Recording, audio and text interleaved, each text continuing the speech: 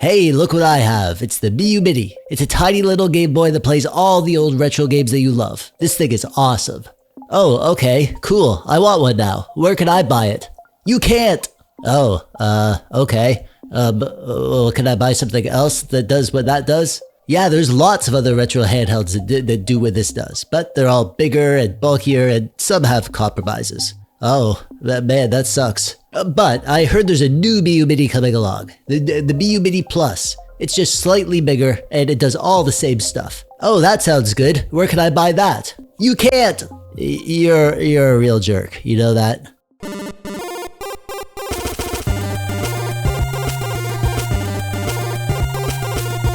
Hello there, I'm TechDweeb. Welcome. Thanks for clicking on the video. Those of you who have a retro handheld or 2 or 3 or 17 know that once you start using these things, it becomes an obsession to find the perfect handheld. The Miyoo Mini was perfect, for me at least. It lives in my cargo pocket. I take it around with me all day, every day. It's not only my favorite retro handheld, it's also my favorite thing in the world. It's precious to me.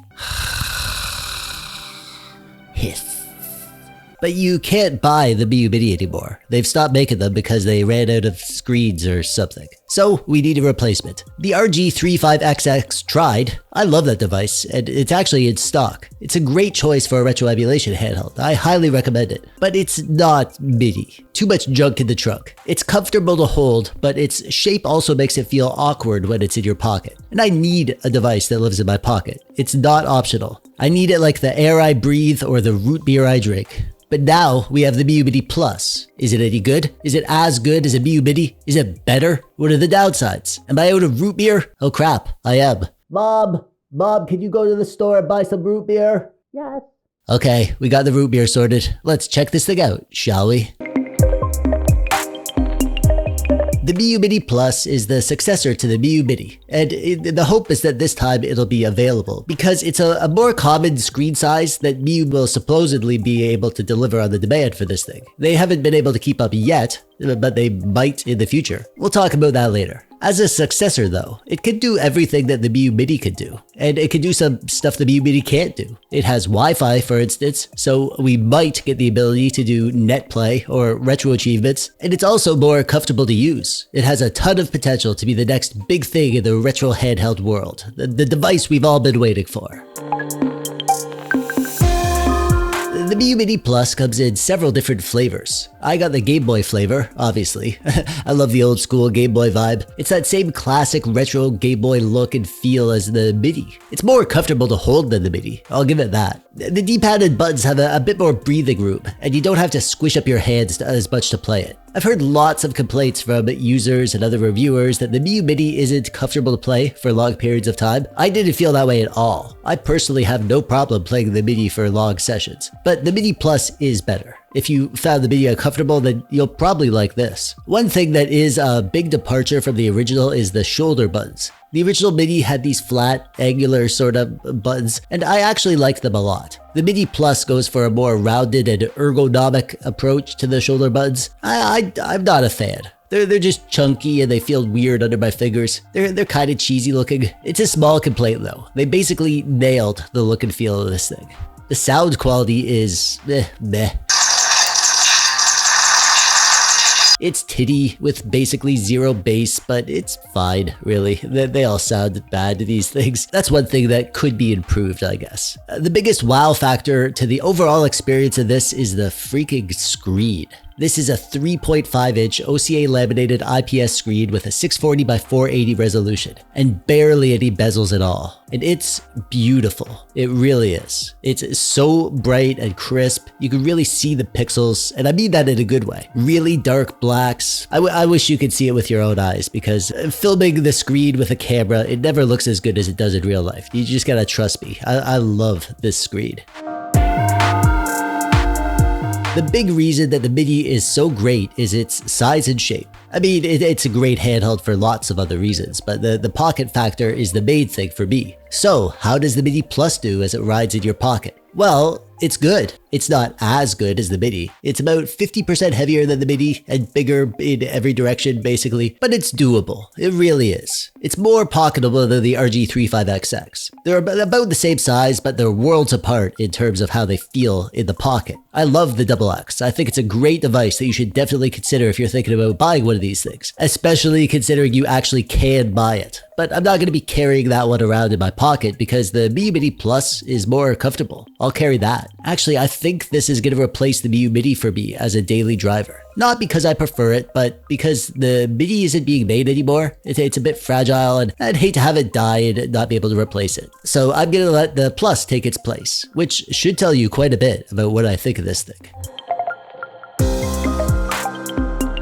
The Mini Plus comes with its own operating system, which is fine. It's not amazing, but it works. You can play your games with it. There's a quick menu for saving and loading and accessing some simple settings, and you can get to the RetroArch settings under the hood. However, it's a bit janky. I'm not going to go into the details, but it's not as polished as Onion OS, to say the least. The ROM library is also weird, with numbered lists in a dumb order. I hate when these things come like this. But overall, it still works out of the box. It's not like you can't enjoy it or anything. Onion OS is going to be amazing on here. We're all very patiently waiting for the release of Onion OS 4.2 that'll work on the Mini Plus. I think it's a bit delayed. The devs thought it would be ready at the end of March, but it's not out yet, which is fine. Those guys are heroes to us Miyoo Mini users. It's probably just a few days away. There's a good chance that it's already out by the time that you're watching this video. I'll do a full video on the new Onion OS when it's launched because there's some substantial changes and new things that I'm excited to show you. One of the things is that my theme,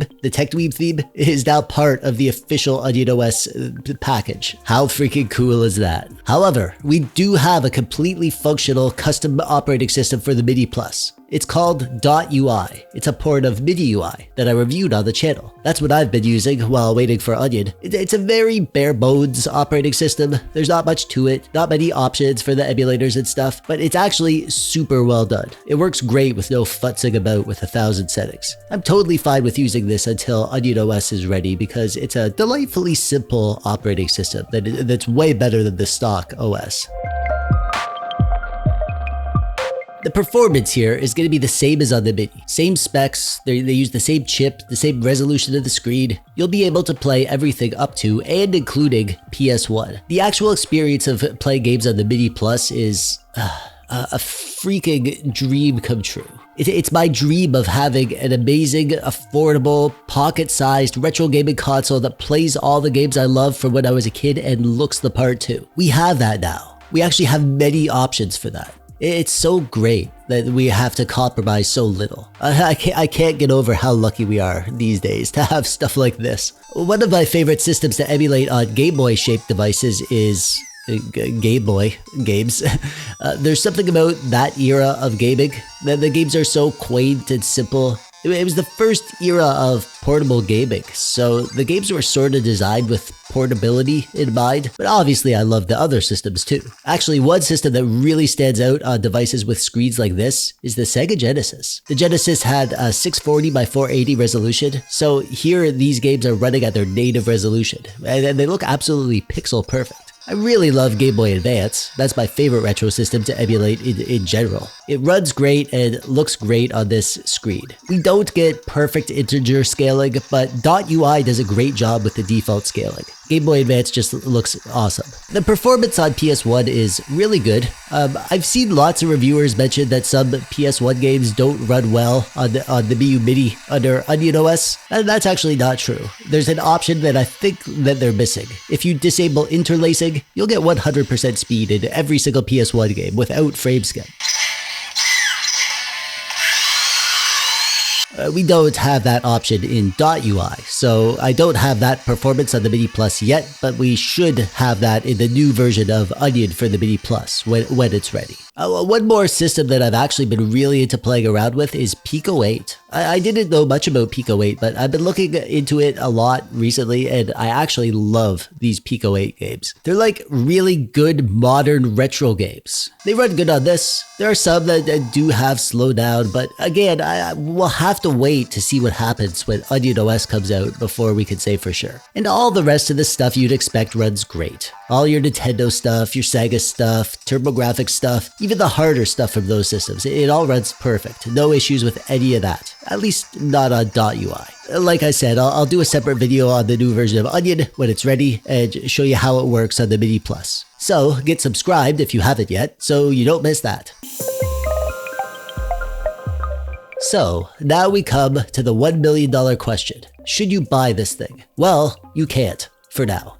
Just like the Mini Plus is having stock issues. In theory, these stock issues should clear up eventually, and the company is doing drops and people are getting them. So if you try hard, you might be able to as well. However, the RG35XX is available. You can order it from Amazon and it'll be at your door in a couple days. And I freaking love that thing. And with Garlic OS, it's not far off from the Miyoo Mini Plus. They're pretty much neck and neck in terms of the gaming experience. However, the XX is bigger and it's not as pocket friendly. There's always going to be a trade-off with this stuff. It's a balancing act between size, comfort, portability. If you're in the market for a handheld and don't want to wait, then yeah, just get that one.